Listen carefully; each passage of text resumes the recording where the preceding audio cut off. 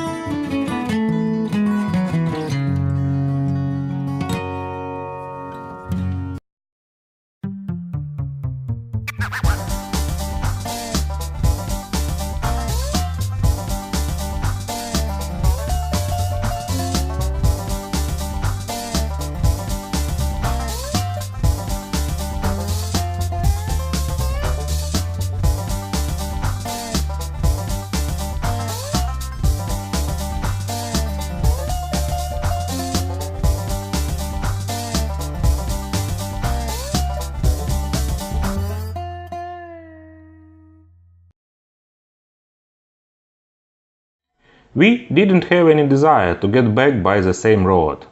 In addition, I found two very interesting passes. The first one is Pavličevo Saddle. It connects the Slovenian region of Lower Styria with the Austrian state of Carinthia. In German, this pass is called Pavličšatel. So on the second day we drove to the Austrian Alps.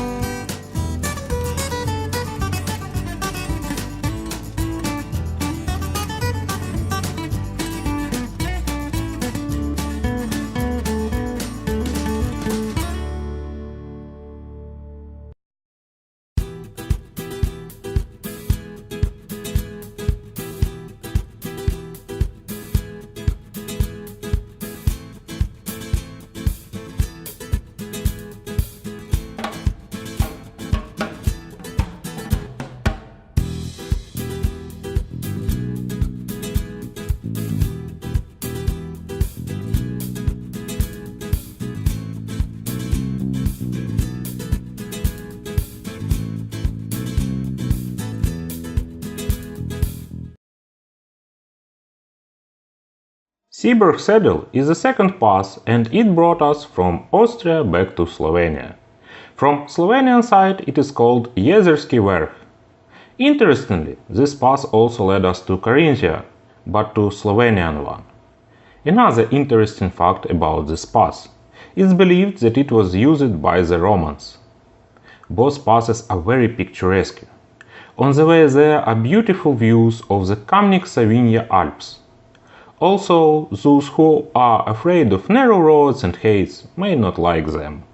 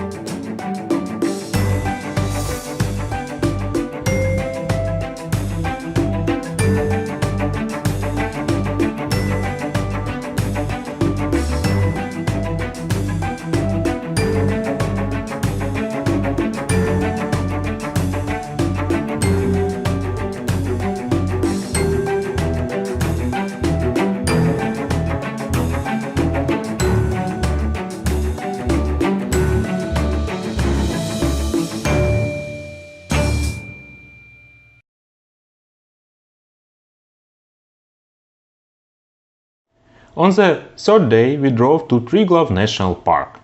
But of course we could not drive past Lake Bled. Firstly, it was by the road. Secondly, this is one of the most famous tourist destinations in Slovenia. The lake has tectonic glacial origin. At first it was part of the Bohinj Glacier. When it stepped back, the lake remained on its place, which occupied almost the entire Bohinj Valley. After the earthquakes, the lake became as it can be seen today. Its two main advantages are color and transparency of water. Compared to Balaton, it looks a lot better. There is also an island on the lake. Herewith, it is the only natural lake island in the whole Slovenia. The Church of the Assumption of Mary located on the island. Also, on one of the steep cliffs is the Bled Castle, but we didn't go up to it.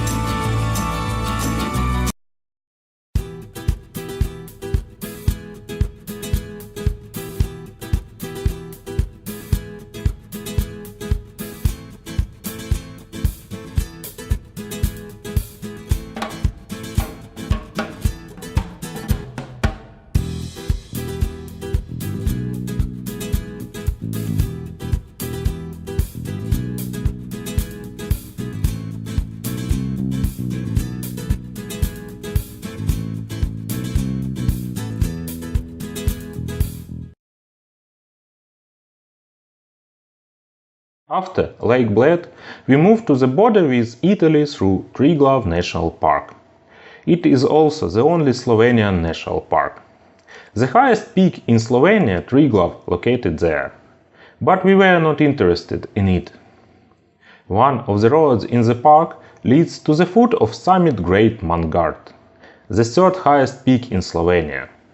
This road is also considered the highest road in Slovenia. The road is very picturesque. It doesn't differ from the passes of the previous day by its beauty, but also not for those who are afraid of height or narrow mountain serpentines.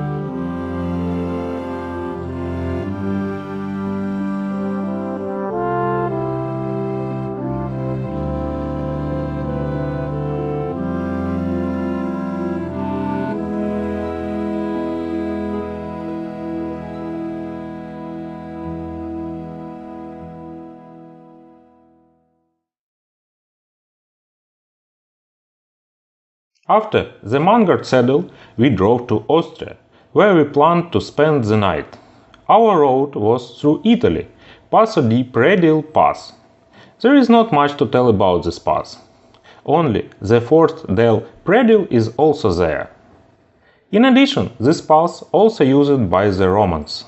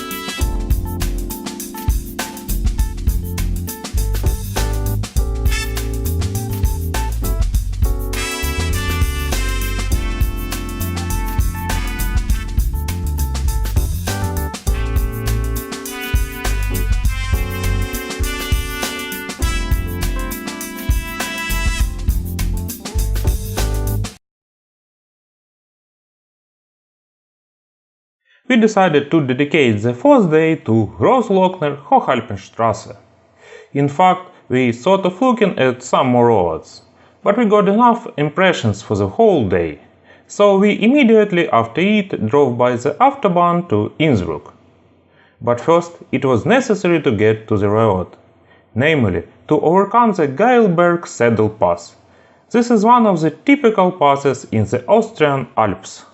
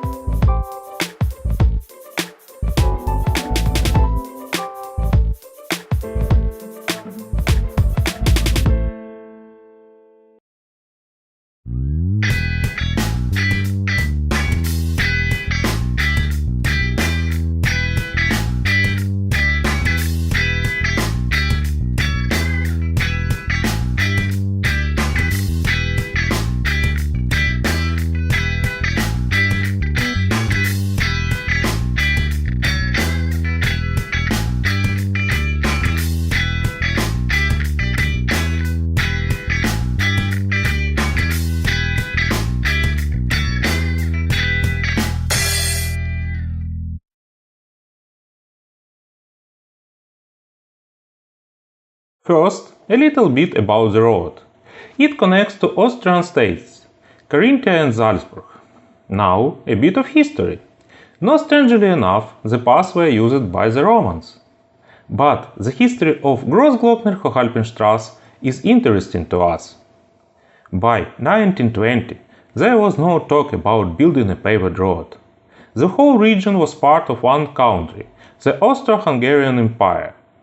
More popular passes were used for communication, Brenner and Radstadt-Tauern. The region of Glockner, in general, was Habsburg's private hunting grounds. But after the collapse of the empire, South Tyrol became part of Italy. The connection between Carinthia and North Tyrol through the Brenner Pass has disappeared. Therefore, it was decided to build a new road. Thus, Großglockner Hochalpenstraße was formed.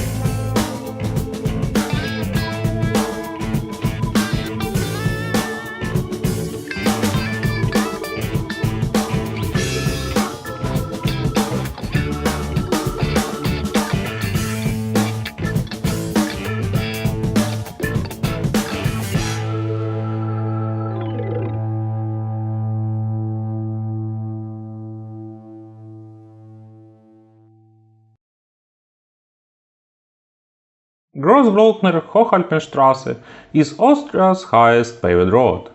Unfortunately, it, like most of Austria's beautiful panoramic roads, is toll road. In addition to the main road, you can also reach Kaiser Franz Josef Hoch.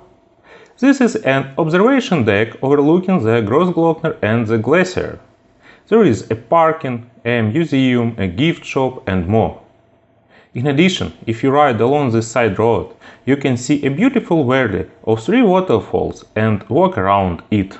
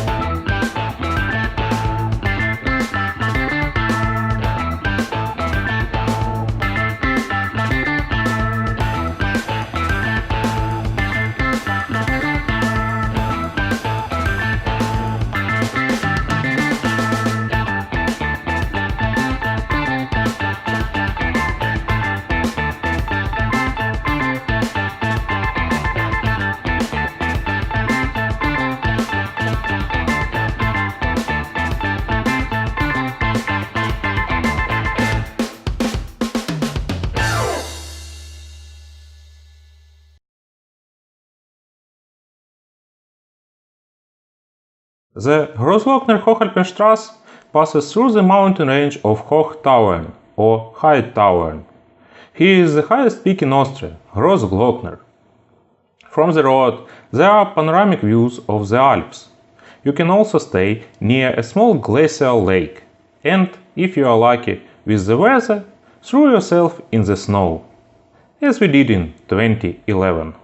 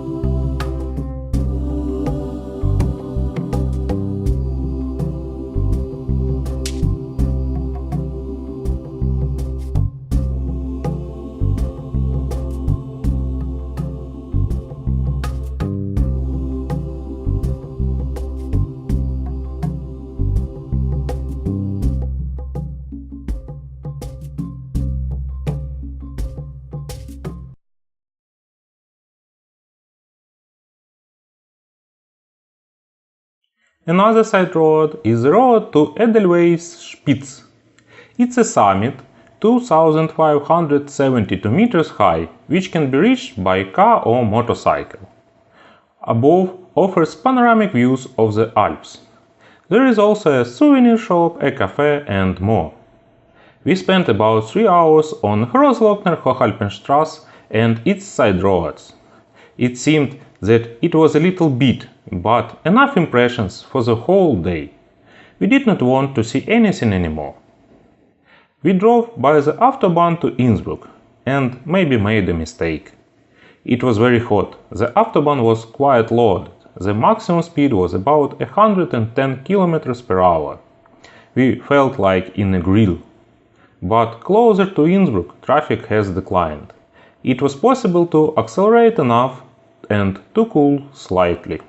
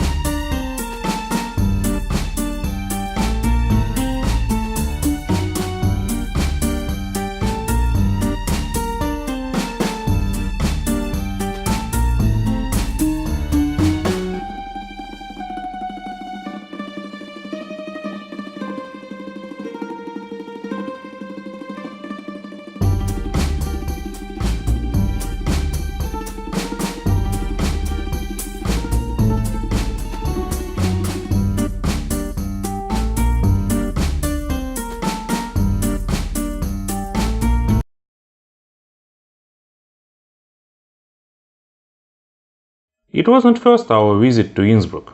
Therefore we decided to look at what we have not seen yet. We didn't use the ropeway to reach the top of the mountain with a panoramic view of the city. Instead, we went to the Alpine Zoo, and it was wonderful. Here we were able to relax in front of the aquarium. Also, we were in time to see Alpine ibexes feeding. An interesting fact: the picture of Alpine Zoo is placed on a collector's €0 banknote.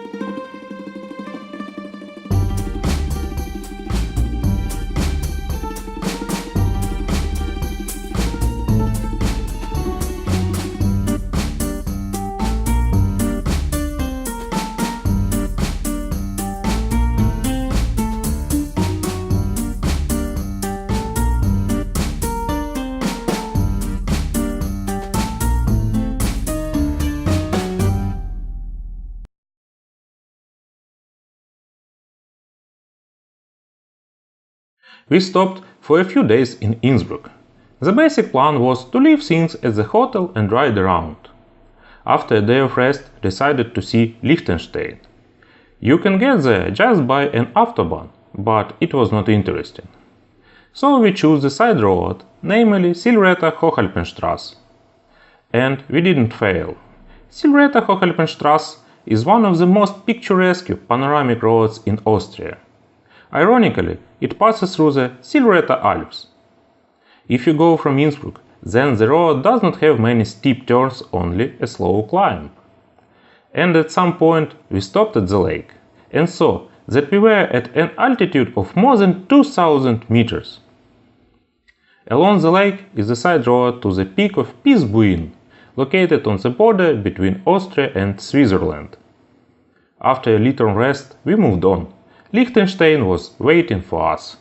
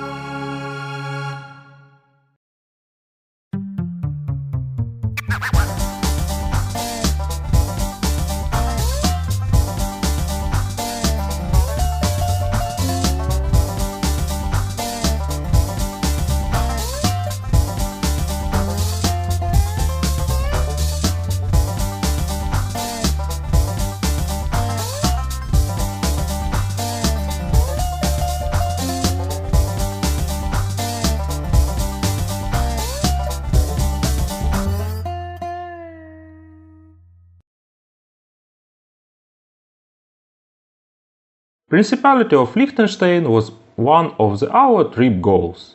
It's small, there is nothing to look there for.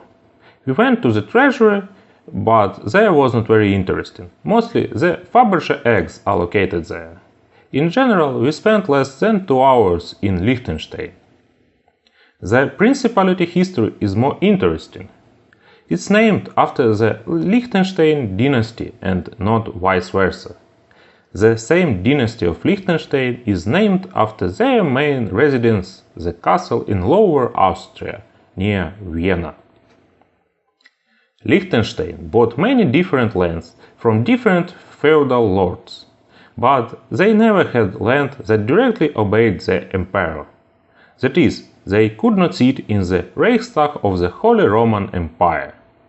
Only in 1719, by the decree of Emperor Karl IV, the Principality of Schellenberg and Vaduz were united into the Principality of Liechtenstein. The Liechtensteins themselves spent more time in their residence in Vienna, and they moved to the Principality only after the First World War. After the Second World War, Czechoslovakia and Poland nationalized more than 1,600 square kilometers of lands belonging to the Liechtenstein family. During the Cold War, citizens of Liechtenstein were banned from entering Czechoslovakia. This is such a great story of a small principality.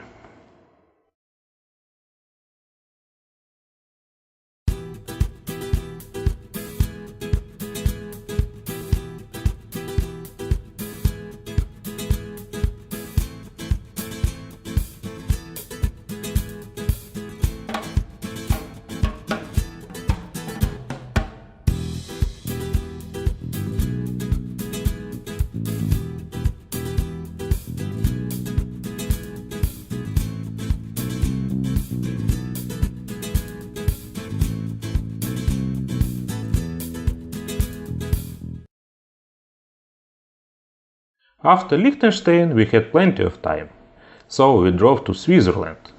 At the same time, we realized that we had forgotten the passports and insurance at the hotel. Therefore, the further trip was very neat. We didn't want to get into any unpleasant situation. There was no time for dipping in Switzerland, so we went to the Stelvio Pass, through the Swiss National Park. This is the first national park in the Alps, as well as the largest in Switzerland.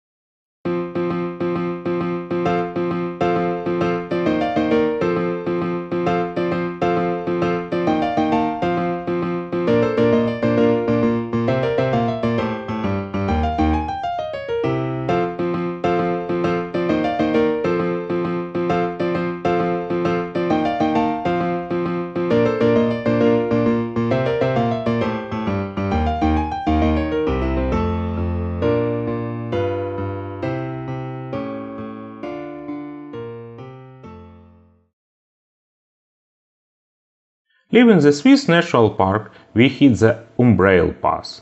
This pass leads to Italy, namely the Stelvio Pass. For us, it became such a warm-up in front of Stelvio. Plus, two more motorcycles drove in front of us, but at a slightly slower speed.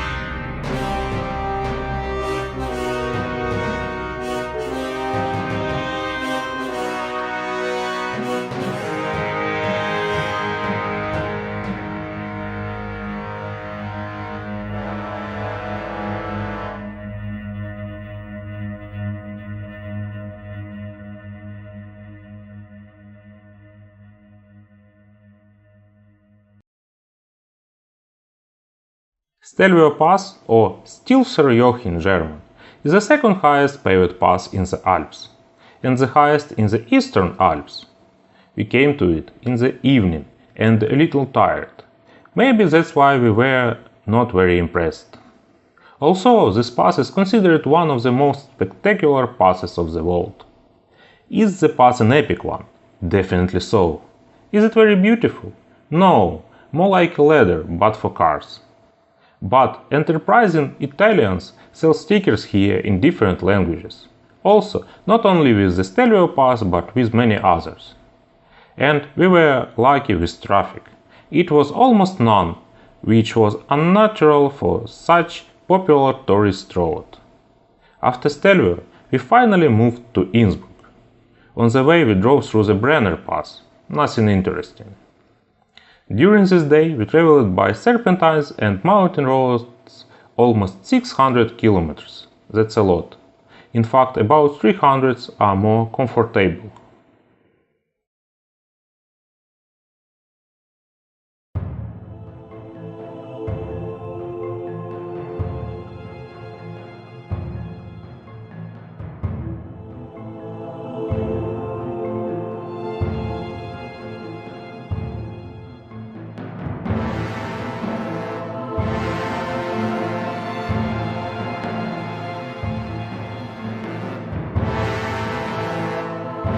This, the first part of the video report about our trip to the Alps is ended.